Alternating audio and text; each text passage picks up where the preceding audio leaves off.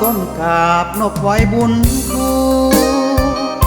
ผู้ทรงความโหบุญคุณของครูนั้นสูงเท่าฟ้าอ้ายเอื้อยครูเอ๋ย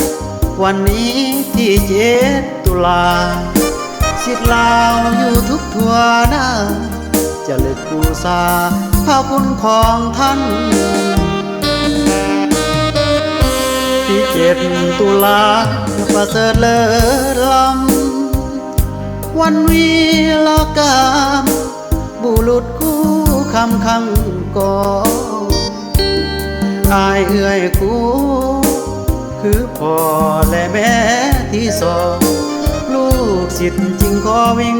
วอนอวยพรให้ท่านโชคดีครูเคยสอนขีดสอนอ่านโอเขียนสอนแต้มทักษะทุกแบบวิธีที่ครูสอกหายุ่งยากเพียงใดครูเอาใจใส่ฝึกฝนเลยมาย้อนครูอดทนผ่านผ่า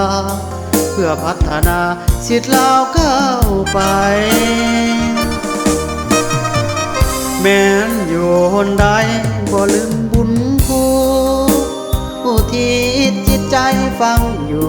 ถ้อยคำของครูบ่ได้ลืมลาขออวยพรใส่ให้หายพยาธิโลกา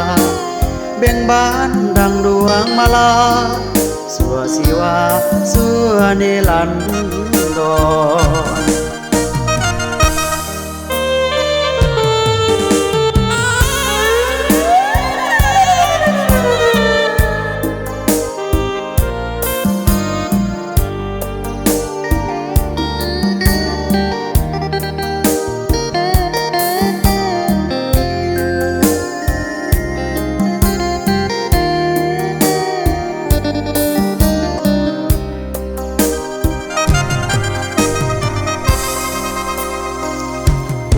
เคยสอนขีดสอนอ่านเว้าเขียนแอบแต่ทักษะทุกแบบวิธีที่ครูสอบหายุ่งยากเพียงใดครูเอาใจใส่ฝึกฝนเลยมาย้อนครูอดทนผ่านผ่าเพื่อพัฒนาศิษย์ลาวก้าวไปแม้นอยู่หนใด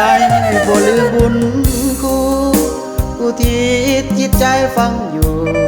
ถ้อยคำของครูบ่ได้ลืมลา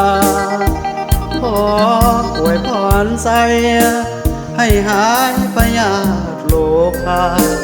เบ่งบานดังดวงมาลาสัวสิวาสัวนิรันดร